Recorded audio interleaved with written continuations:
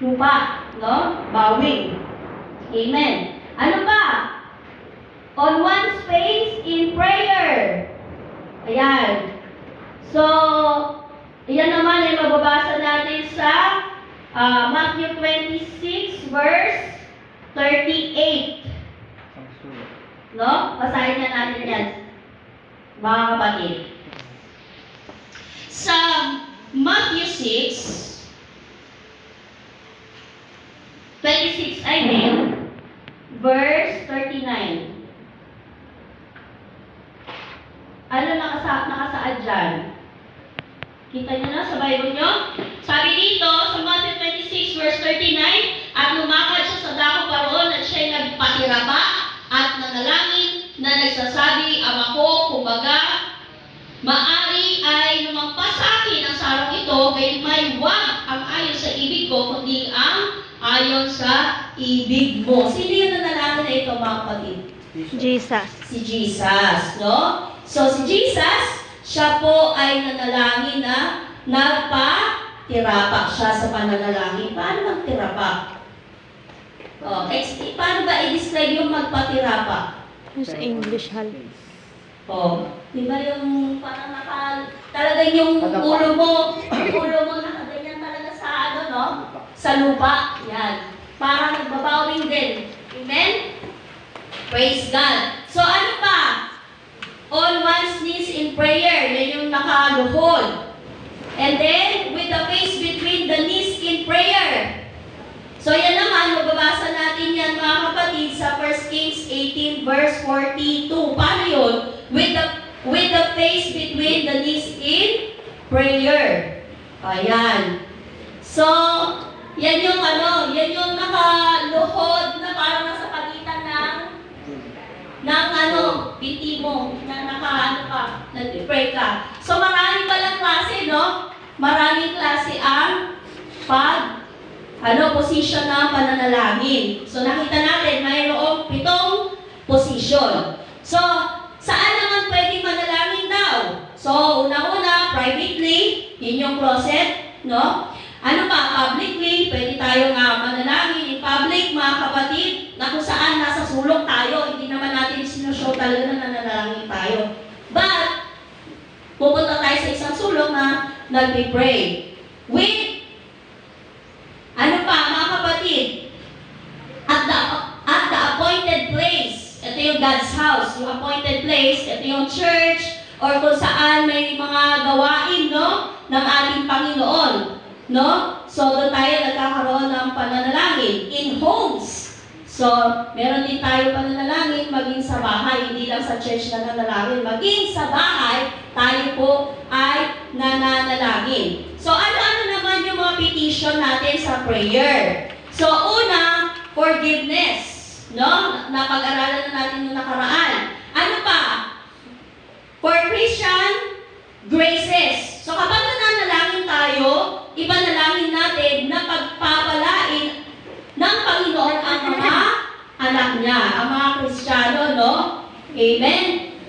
Praise God. It is not unworthy prayer to pray to be like God. It is a wholesome sign when the world sees in a Christian those graces that would indicate association with the Father. So, hindi naman po masama na manalangin tayo na maging katulad tayo ng ating Panginoon. Ano po ba yun?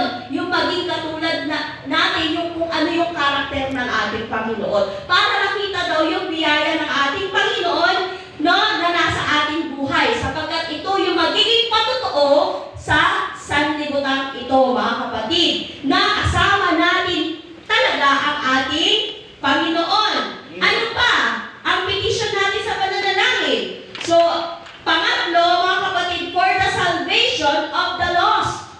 Kinakailangan, ipanalangin daw po natin yung mga tao hindi pa po nakakakilala sa Panginoon, especially ang ating mga kaibigan, ang ating mga kamag-anak, yung mga close natin, at maging ang ating mga katrabaho. So, saan man tayong lugar, mga kapatid, dapat yun daw ang maging petition natin kapag tayo ay nananalangin. Pang-apat, for the harvest to be preserved for God's glory.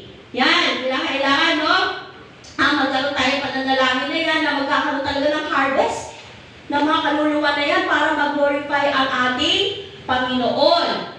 Ano ba? For accomplishing the impossible. Kaya tayo nananalangin, nagpipetition tayo ng pananalangin sa harapan ng Panginoon para makita yung mga bagay na gagawin pa ng Panginoon. Bagamat sa atin ay imposible, ay posible palang mangyari kapag niloob ng ating Panginoon. Amen. Sa ating mga buhay.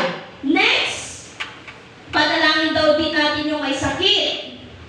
Ano pa? For those in leadership position, ipanalangin din daw po natin yung mga nasa leadership mo, no, mga kapatid, mga nasa leadership. Sino-sino ba yan? Unang-una na ang ating pastor. No? Pangalawa, yung church staff members. So, hindi lang pala sa ating sarili na ipapanalangin, no? Marami pala tayong ipapanalangin. Dami pala mga kapatid. Kaya hindi sapat yung 5 minutes or 10 minutes kapag sinunod natin ito. No? So, eto po, no? Yung leadership na ipapanalangin natin, una ang mga pastors, ang church staff members, ang government leaders, at kung ano pang area na dapat natin ipanalangin, no? Para sakupin ng ating Panginoon, para mahayag ang kanyang kapangyarihan. So yan, naintindihan na natin mga kapatid? Amen. Amen! So personal needs. Ano ba yung mga personal needs natin? Minsan, nakafocus tayo sa mga material na mga bagay ng ating mga pangangailangan. Pero hindi natin alam na ito pala ang mga personal needs. Ano-ano ito? Yan. Number 1, humility. Kailangan pala sa personal needs natin, magkaroon tayo ng kababaang loob. Ipinagpipray pala yan. Amen? Bakit? Dahil tayong tao, mga kapatid, normally, meron tayong ego. Diba? Meron tayong pride na kapag nasa halin yan, magre-react yan eh. Diba? Kaya kailangan magkaroon tayo ng spirito na humility, kababaang loob. Number 2, wisdom to know God's agenda. So sa ating personal needs, number 2 ay, ano daw? Personal, ay wisdom to know God's agenda. Hindi yung agenda natin. Kaya nga, kapag lumuluhod tayo, inaalam natin kung ano yung layunin ng Panginoon sa atin. Ano ba yung agenda niya para sa atin? Ano ba yung purpose niya? Ano ba yung dictation niya? Amen? Number 3, positive relationship. Yan pala ay personal needs to, na magkakaroon tayo ng positive relationship. Kasi mahirap pag may mga kaaway tayo eh. Amen. No? Mahirap parang may iniilagan tayo eh. Diba? So, kailangan pala, ipinagpipray din pala yun. No? Yung positive relationship. Napakahalaga yung pakikipag-ugnayan natin, lalo na sa ating mga kapatid sa Panginoon at maging sa labas, mga kapatid. Amen? Amen. Number 4, the fruit of the Spirit. So, yan yung personal needs natin. Kailangan talaga natin ng Espiritu ng ating Panginoon. Hindi lang Espiritu na ikaw ay napuspos, nakikisay, no? Kundi yung fruit makikita. Yung ebidensya talaga, mga kapatid. Kaya nga, dapat ipanalangin natin yan. Lord, bigyan mo pa ako ng more na pag-ibig. Ano pa? Kabaitan? Ano pa yung fruit na yan? Love, joy, peace, long-suffering, temperance, meekness, gentleness, faith. Diba? So, ipag-pray daw din po pala natin yan. Akala natin, no? Ganun-ganun lang mag-pray, no? Ang dami pala, mga kapatid. Number 5, ipag-pray natin ang ating health. Yan. Hindi tayo nagagamit ng Panginoon kung ang ating katawan ay may sakit o matamlay. Diba? Kasi pag mag-aaral ka, masama pakiramdam mo, hindi papasok sa isipan mo, nahihirapan ka. Tama, no, Brother Junior? So, kailangan pag-pray natin yan. Na lagi tayo bigyan ng malusog na pangangatawan sapagkat health is wealth. Kayamanan, no? Okay. Letter B.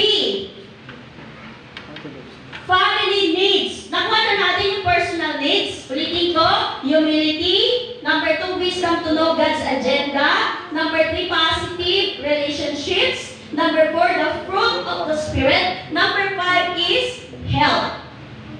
Dito naman tayo sa family needs. Ano yung family needs? The priority of family. The provision for the family. Alam nyo, ang malusog na pamilya, mga kapatid, dapat nandoon i-build up natin ang ating relationship sa ating asawa, sa ating mga anak. No? Magbibigay tayo ng time. Amen? Kung maaari nga, once a week ay meron tayong family bonding. Amen. Amen? Malaki na itong tulong nun, mga kapatid. Sapagkat nagiging open tayo sa isa't isa at nasusubaybayan natin ang mga feelings ng mga kasambahay natin. Amen? So, yun yung magkaroon ka ng priority sa iyong pamilya. Kung ikaw ay nagbibigay ng priority sa iyong kaibigan, katrabaho, gayon din, huwag mong kalitaan ang pamilya mo. Amen. Dahil mahalaga yan. No? Akala natin church lang tayo, trabaho lang tayo, school lang tayo. Minsan nanineglect na natin, wala na tayong time. Sa pamilya natin, hindi na natin sila nakakausap. Yung pala, may problema na sila, di ba? So, mahalaga yan. No? Yan yung family needs na dapat nating ipag-pray. Mga kapatid, ulitin ko, the priority of family and then the provision for the family, yung mga pangangailangan. Number C, spiritual needs. Bilisan ko lang, no? Spiritual needs. Ano naman ang mga spiritual needs natin? So, magkaiba yung personal needs doon sa spiritual needs. Ano itong mga spiritual needs na ito na dapat natin malaman?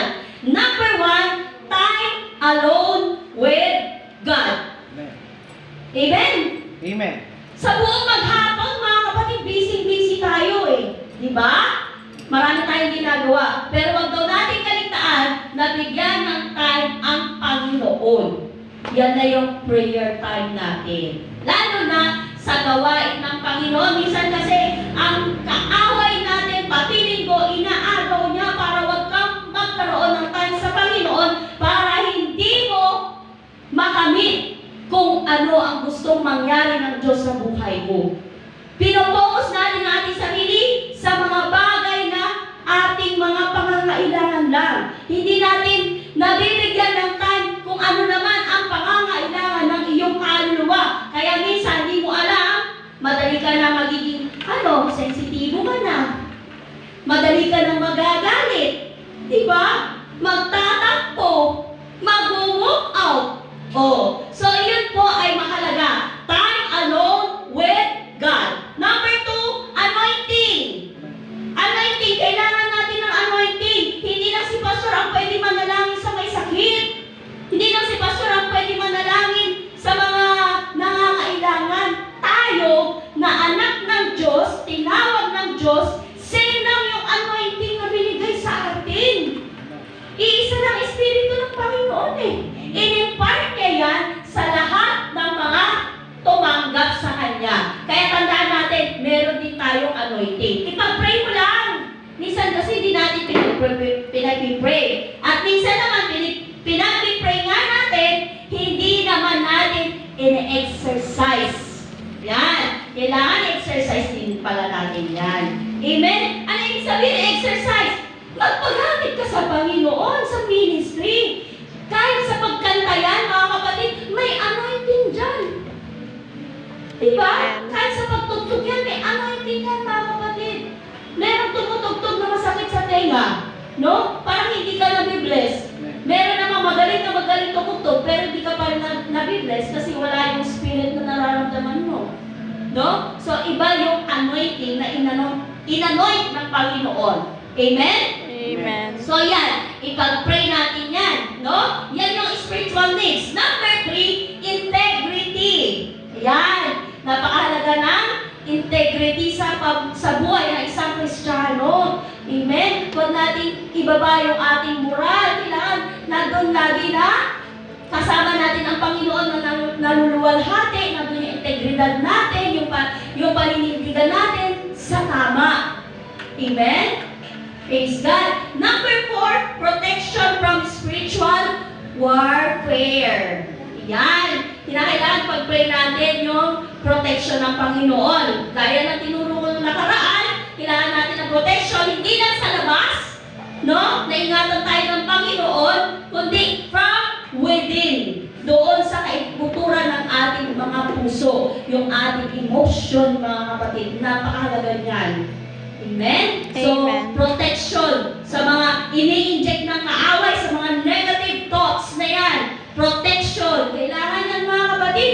Minsan, prone tayo sa mga ganyan di ba? Na kapag may sumbong ng salita o anumang mga bagay, minsan naapektuhan tayo. Pag hindi natin nadala yan, nagiging ganon din tayo. Amen?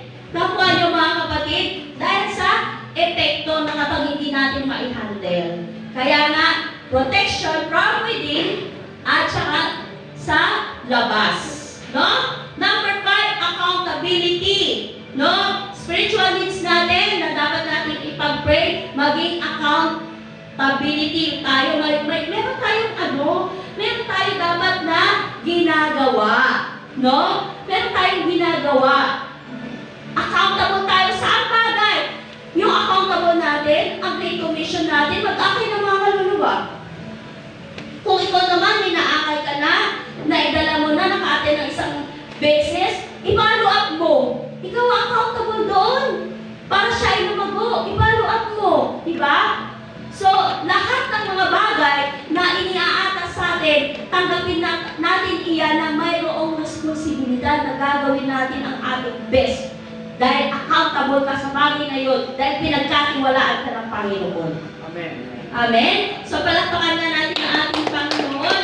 Next, congressional needs. Ano naman ang mga congressional needs? Ulitin ko ulit, no, yung spiritual needs natin. Number 1, time alone with God. Number 2, anointing. Number 3, integrity. Number 4, protection from spiritual warfare. Number 5, accountability. Amen? Dito tayo sa letter D, congressional needs. Ano naman itong mga congressional needs na ito sa ating congregation, mga kapatid? So, ano ba ito? Unang-una, evangelism. Yan, kinakailangan ipag-pray natin talaga na magkakaroon tayo ng evangelism team na handang humayo, magbahagi ng salita ng ating Panginoon. Kaya po, ipag-pray natin yan na may mga mabubuksang mga Bible studies, may madadagdag na na mga kaluluwa. So yan, no, number 1, evangelism. Number 2, personal growth. No? Ipag-pray natin ang paglago ng bawat isa sa ating kongregasyon.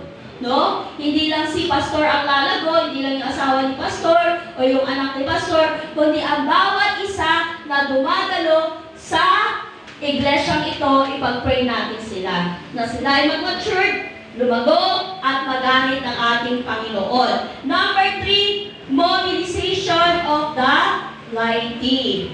Amen? So, kailangan din yan. And number 4, intercession. Next.